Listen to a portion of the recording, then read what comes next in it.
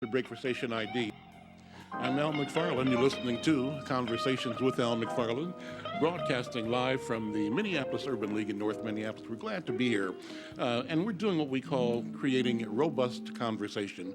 Our objective is to speak truth to power, to talk about our issues, our point of view, our feelings, our thoughts, and to talk in a way that reflects that we believe our thoughts and our feelings matter. We're pleased to have, as a special guest today, joining us by video conference from the State Department of Transportation, Mr. Bernie Arsenault, who's Director of MnDOT's Policy, Safety, and Strategic Initiatives Division. And before we ask you to continue with the thoughts, I wanted to inject a question here. Don Allen heads V Media, a new media platform in Twin Cities. Don, you've been following the activities to create inclusion, and you question whether we've had effective policy in the past. Pull the microphone close to you, and would you raise the question?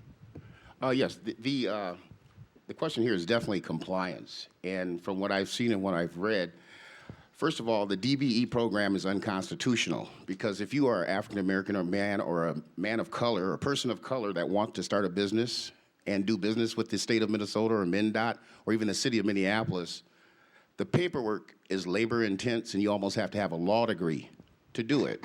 Second of all, some people don't have 3 to 4 years back tax information. And we know that because we've been excluded in a lot of different areas, arenas by the state as well as the city of Minneapolis. Thirdly, to put this under the Department of Civil Rights, it tags you, separates you, and excludes you, and also identifies you as being a black business.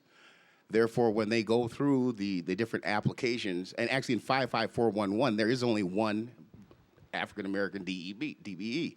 So what good does that do in the community?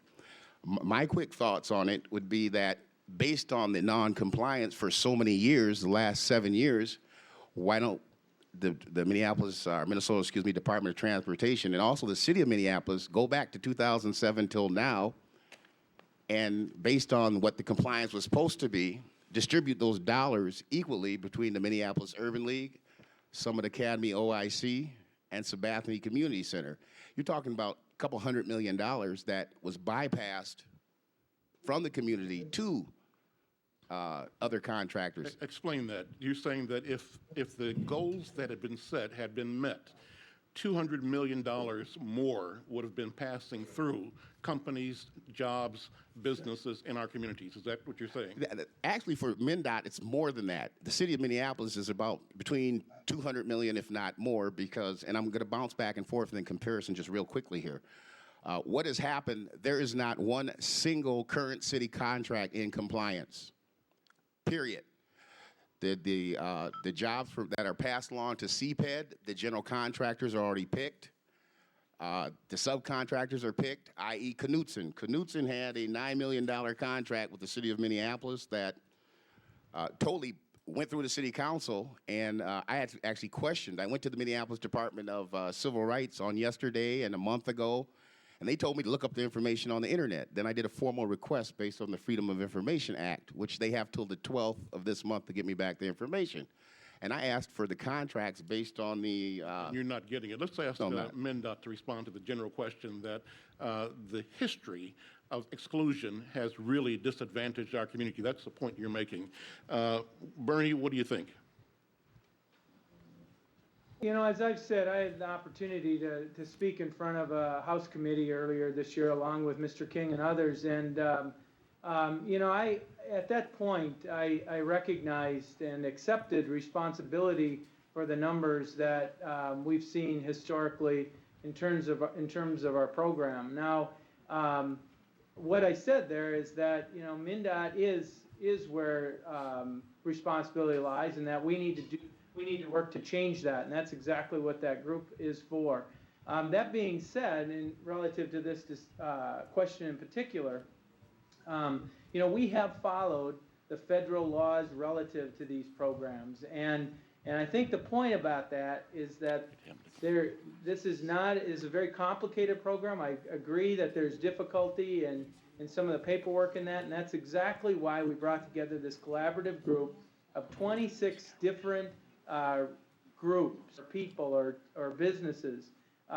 They represent the minority community, the community service training organizations like Merrick and Summit, OIC. They represent DB directors. They represent prime contractors, unions, MnDOT, and FHWA. And what we realized is that if we're going to develop and actually transform the program that we have here at MnDOT, we needed to go through this collaborative process to identify what each of these stakeholders' needs are, and then figure out a way to meet them. And I'm so pleased to recognize the work that's been done since December and the very positive direction that we've headed. What we did is, as a part of that group, with all those folks, we developed 13 different major projects. And those projects are everything from creating transparency in the civil rights program to transforming the OJT training to creating some financing assistance and on, mentor protege and so forth. And one of those, to a point that was brought up earlier in the program, is one that's focused specifically and directly on the stimulus program. Those dollars that came to us through the recent U.S. legislation. And so that group has identified several activities, many of which are complete, that are specifically related to those programs. But the way we've been looking at this is that we've got a toolbox of tools that can help us with our DBE and training and OJT programs, and really representation and inclusion programs.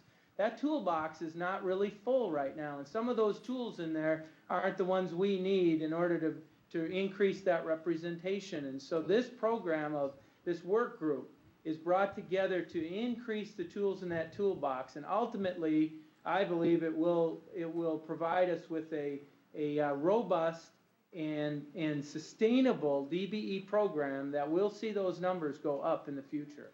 That's great, thank you. You know what, but my concern is this. You say there's a toolbox that's being developed and not all the things are in place. I wonder what is the toolbox that's there for the general market?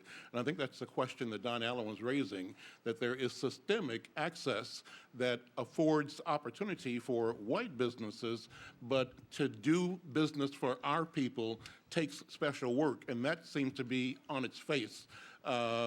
Discriminatory. But Reverend Stadden, let me ask you to chime in here. Reverend Randolph Stadden is head of the Coalition of African American Churches, of Black churches, and the African American Leadership Summit.